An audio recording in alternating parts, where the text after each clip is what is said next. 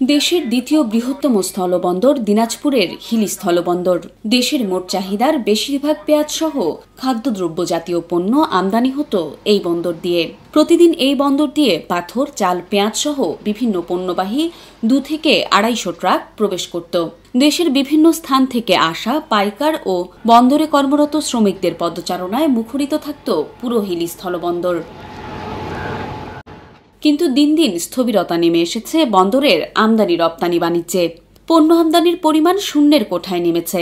Dollar সংকট, চাহিদা মাফিক এলসি না পাওয়া, ডলার মূল্যের তারতম্য, দেশের চাইতে ভারতে দাম বেশির কারণে পণ্য আমদানির পরিমাণ কমেছে।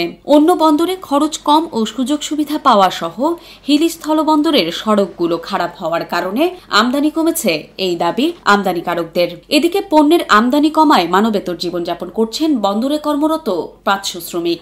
একইভাবে আয় কমায় বিপাকে পড়েছেন বন্দরের C&F এজেন্টগণ ও তাদের অফিসের কর্মকর্তারা। হিলি স্থলবন্দর বাংলাদেশের একসময় দ্বিতীয় স্থলবন্দর ছিল। এখানে প্রতিদিন 200-300 ট্রাক পর্যন্ত বাংলাদেশে প্রবেশ করেছে, আমদানি হয়েছে, কিছু গাড়ি রপ্তানি হয়েছে। হঠাৎ করে বেশ কিছুদিন থেকে ছন্দপতন সৃষ্টি হয়েছে। এর আমরা বেশ কিছু কারণ আমরা ইতিমধ্যেই লিপিবদ্ধ করেছি, উপলব্ধ করেছি। এর কারণগুলো হচ্ছে হঠাৎ করে ডলার সংকট, ব্যাংকগুলো এলসি না দেয়া, বিভিন্নভাবে নিরুৎসাহিত করা, ব্যাংকগুলো এলসি থেকে নিরুৎসাহিত করা। স্থলবন্দরে আমদানি রপ্তানি কার্যক্রম অনেকটাই কমে গেছে।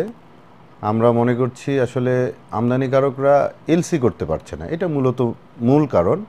এলসি না করতে পারার কারণেই আমাদের এখানে ব্যবসা বাণিজ্য কমে গেছে। আগে প্রতি মাসে 8 থেকে 10টা এলসি হতো, এখন প্রায় শূন্যের কোঠায়। মাসে 1-2টা এলসি হয়, তাও এলসি করলে বিল ছাড়ার পরে দেখা যায় যে লস। ডলারের দাম ঊর্ধ্বগতি, অবস্থা নাজুক। প্রথমত একটা ডলার কেসি সারা দেশে চলতেছে, এলসি ঠিক মতো পাচ্ছে না। দ্বিতীয়ত এখানে একটা পাথরের পোর্ট ছিল, পাথর অ্যাভেলেবেল বিক্রি হতো। সেই পাথর সোনা মসজিদে এখন বেশি ঢোকে, প্রায় 1 থেকে 150 গাড়ি ঢোকে। স্থলবন্দরে একসময় অনেক কাজ কাম হতো, সিএনএফরা, লেবার শ্রেণী, মানে টোটালি হেলিপোর্ট যারা ব্যবহার করতো তারা সকলেই ভালো অবস্থানে ছিল। এখন এলসি কম হচ্ছে, গাড়ি কম ঢুকতেছে। যেমন লেবাররাও মানবতার জীবন যাপন করতেছে, সিএনএফ এর তো কোনো কাজই নাই, 2-4 জন সিএনএফ কাজ করতেছে হাতে গোনা, বাকিগুলো সব বসে আছে। বর্তমানে আমাদের হিলি পানামা স্থলবন্দরের পরিস্থিতি খুবই খারাপ। বর্তমানে কাজ কামের অবস্থা খুব খারাপ। এই কাজ দিয়ে তো পরিবার পরিচালন করা যাবে না।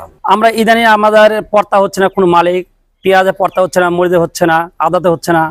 কারণটা কি, ইন্ডিয়াতে প্রতিটা জিনিসের দাম বাড়তি, এখানে ডলারের সংকটের কারণে। তারপরে মনে করেন যে ব্যাংক আমাদের এলসি দিচ্ছে না, ব্যাংকের কারণে। বন্দর দিয়ে আমদানি কমায় বন্দরের ব্যয়ভার চালানো অসম্ভব হয়ে পড়েছে বন্দর কর্তৃপক্ষের। এরই মধ্যে 37 জন কর্মচারীকে অনির্দিষ্টকালের ছুটিতে পাঠিয়ে ব্যয়ভার কমানোর চেষ্টা চলছে। আমদানি রপ্তানি বাড়লে স্বাভাবিক অবস্থায় ফিরবে হিলি স্থলবন্দর। পানামা হিলি স্থলবন্দর ভারত থেকে আমদানি রপ্তানি অব্যাহত আছে, তবে আমদানির পরিমাণটা সর্বোচ্চ নিচে নেমে গিয়েছে। পূর্বে যেখানে 220-30 গাড়ি পানামা হিলি স্থলবন্দর প্রবেশ করতো, এখন সেখানে 200 মাইনাস হয়ে গেছে। এখন 30-40টা গাড়ি প্রতিদিন প্রবেশ করতেছে। এতে পানামা হিলি স্থলবন্দর যেমন ক্ষতিগ্রস্ত হয়েছে, সরকার তাদের রাজস্ব থেকেও বঞ্চিত হয়ে গেছে। এখানে প্রায় 300 লেবার আছে, 500 লেবার আছে, এর ভিতরে এখন 300 বোধহয় যাওয়া আসা করে। তারা মানবিক জীবনযাপন করত। 2022-23 অর্থ বছরে বন্দর দিয়ে 12,97,000 টন পণ্য আমদানি হয়েছে। সেখানে চলতি 2023-24 অর্থ বছরে গত 11 মাসে 6,25,000 টন পণ্য আমদানি হয়েছে।